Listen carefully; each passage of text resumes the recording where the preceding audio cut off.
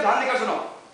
तुम्हारा स्टेटमेंट है कई ऐसे फैक्ट्स हैं जिनसे संदेह होता है कि ये मुजरिम है। तुमने ये कहा था? जी सर, शुरू मैंने यही कहा। शुरुआत तो शुरू करने के लिए अच्छा पॉइंट है। जी सर। तो आधी रात के करीब आतंकवादी ने जुनून के तहत, तुम अभी जुनून की किस जुनून की बात कर रहे हो यार? अपने आपको खिड़की से बाहर देख दिया और नीचे फुटपाथ पर दम तोड़ दिया। यार ये जुनून क्या है? इस विषय में एक एक्सपर्ट का कहना है जुनून एक स्वस्थ आदमी में आत्महत्या की ऐसी वेदना है जो कि संकट काल में हिंसक व्यग्रता के उकसाने से पैदा होती है। ठीक? बिल्कुल ठीक। बिल्कुल ठीक सर, ठीक सर। तो हम देखते हैं कि आतंकवादी ने ये हिंसक व्यग्रता कैसे उकसाई है। हम सारी की सारी घटनाओं को जैसे का तैसा दोहराएंगे। तो एसपी साहब की एंट्री से शुरू करते हैं। मेरी एंट्री?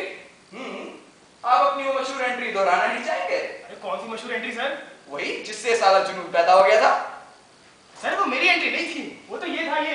मैं? हाँ? एसपी साहब, अपनी जिम्मेदारी दूसरों पर डालना बुरी बात होती है। चिंता मत करो।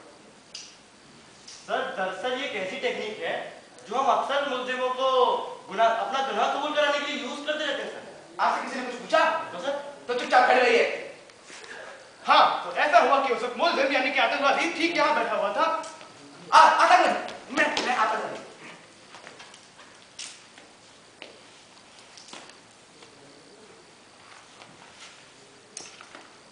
हाँ, मेरे साथ ही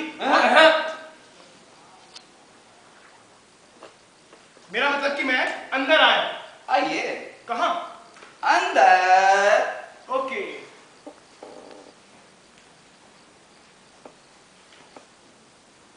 बेटे, तुम हमारी आंखों में धूल नहीं झोंक सकते। हमें वो नहीं चाहिए जो इस रिपोर्ट में लिखा है, वो चाहिए जो एक्चुअली में हुआ। ओके। सुन बे मादर चोद, तूने हमें और चूतिया बनाया, मैं तेरी टांगें तोड़ दूंगा। Sorry to interrupt. ये हमें चूतिया बनाना था ना? मेरे ख्याल में यही था। ठीक है आप हमारे पास पक्के सबूत है। तुमने ही रेलवे की बोगी में बम रखे हैं। और मुझे यकीन है कि आपके पास ये सबूत थे। नहीं सर, बिल्कुल नहीं। बहुत अच्छे, बहुत अच्छे। अरे इंस्पेक्टर साहब, यही तो आपको समझा रहे थे। दरअसल वो तकनीक है जो हम कभी-कभी मुलजिमों पर यूज करते हैं। Trap sir, trap. वैसे हमें उस पर पूरा शक था सर, क्योंकि मुलजिम ही इकलौता ऐसा आतंकवादी था जो कि स्टेशन पर रहा करता था और अपने आप को ऐसे कामों में इन्वॉल्व रखता था सर। और इसीलिए तय कर पाना बहुत आसान हो गया कि ये सब काम उसी का होगा। क्यों नहीं, क्यों नहीं? अगर आपकी बात मान ली जाए कि रेलवे बोगी में रेलवे कर्मचारी ही बम रख सकता है, तो जरूर किसी सुप्रीम कोर्ट में बम किसी जज या वकील ने रखे होंगे। और अगर कभी राष्ट्रपति भवन में बम पाया जाए तो जरूर किसी राष्ट्रपति ने ही रखा होगा। एकदम ठीक। सुनिए आप लोग, मैं यहाँ पर आपके सरकार की बात सुनने नहीं आया, सीरियस इंक्वायरी करने आया।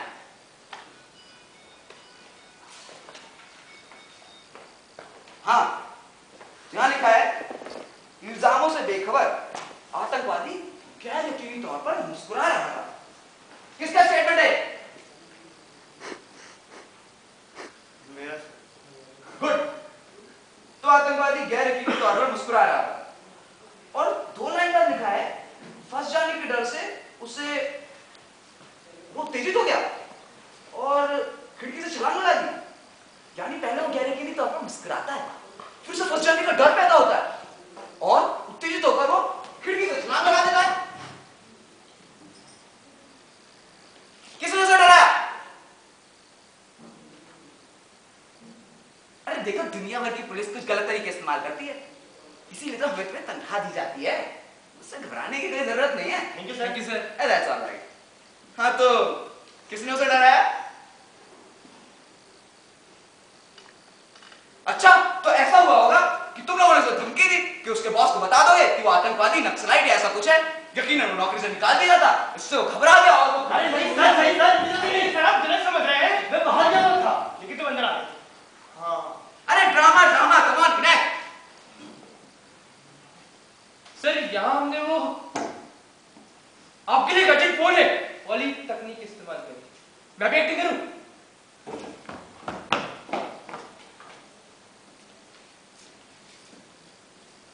सर आपके लिए गठित फोन है। Oh excuse me. कहाँ है?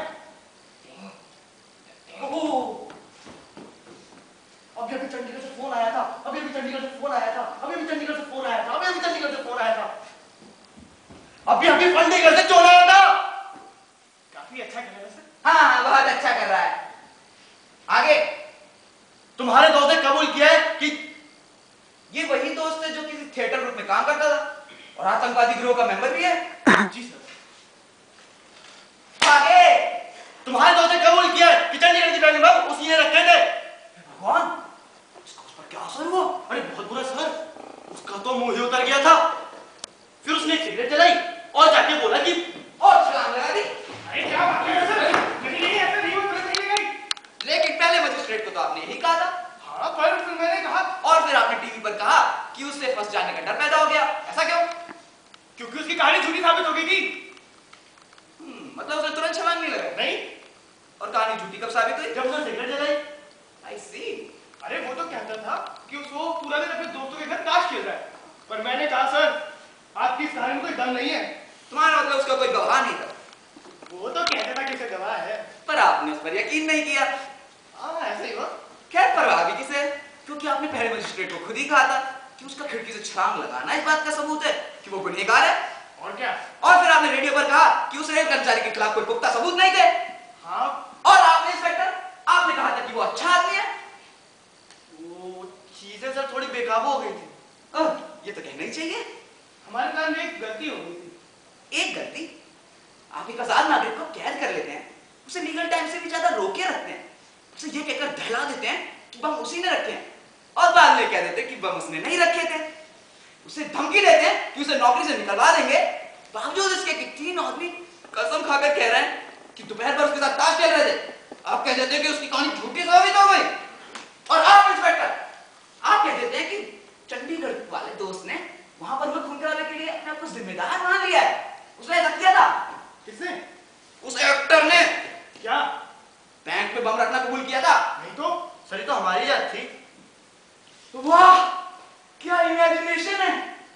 यकीनन आपकी महान इजादों ने उसे उत्तेजित कर दिया और उत्तेजित होकर उसने खिड़की से छलांग लगा दी। माफ कीजिएगा, आप दोनों तो गए काम से। आप पर चार्ज लगाया जाएगा कि आप लोगों ने उसे खुदकुशी करने के लिए उकसाया। सर अभी तो आपने कहा था कि हमारा काम मुलजिम से पूछताछ करना है और इसके लिए कभी-कभी ऐसी तंत्रियों का इस्तेमाल करना पड़ता है। जानबूझकर यूज की गई मानसिक हिंसा और पब्लिक के सामने झूठ बोलने का क्या मतलब? लेकिन सर जब खुदकुशी हुई तब तो हम यहाँ थे ही नहीं। अब हवाला तो पूछ सकते हैं। जी हाँ सर, जब वो कूदा तब ये लोग यहाँ नहीं थे। इससे साबित क्या होता है? एक गुंडा किसी होटल में बम रख जाए और जब बम फूटा तो वो वहां था ही नहीं, तो बिल्कुल गुनहगार ही नहीं है। सर एक्चुअली फर्स्ट पर्सन के हिसाब से तो ये ठीक है, लेकिन हवाला तो सेकंड पर्सन की बात कर रहा है। आपको कौन सा सेकंड वर्जन चाहिए? यही वाला, यही वाला। ये तो सेकंड फर्स्ट वर्जन है। तो फिर फर्स्ट सेकंड वर्जन का है? होती है। Second version. ओह, तो घटनाओं को तोड़ा मरोड़ा भी गया है। बस कुछ छोटे-मोटे करेक्शंस किए गए हैं। हाँ हाँ। हाँ, हमने सिर्फ ओरिजिनल इंटरोगेशन के टाइम को सही किया है। इसमें हमने वो सब तरकीबें यूज की थी जो कि झूठी थी। नहीं, जिसे हम डिसेप्शन स्ट्रेटजी के नाम से जानते हैं। दरअसल ये सारा बयान 8 बजे खत्म हो गया था, ना कि 12 बजे, जैसा कि पहली रिपोर्ट में कहा गया है।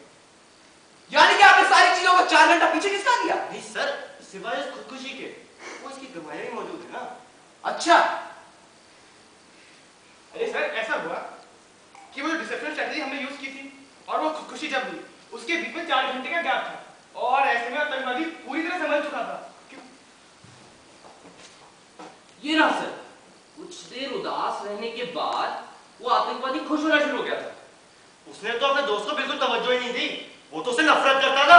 अच्छा, मतलब उसे पता था कि चंडीगढ़ का आतंकवादी ग्रुप पुलिस इन्फॉर्मर्स से भरा पड़ा है। जी और अगर उसने अपने दोस्त को तवज्जो नहीं दी तो आपके सारे झूठ उसके लिए बेईमानी थे। हाँ तो आपने वो बोले ही क्यों? सर उन्होंने उसे झकझोर दिया। उसे झकझोर दिया और कुछ देर बाद वो खुशी से फूला नहीं समा रहा था, वो काफी शांत था। तो उसने छलांग क्यों लगाई? वो जुनून कहां भाग गया? आपकी सारी की सारी एविडेंस इस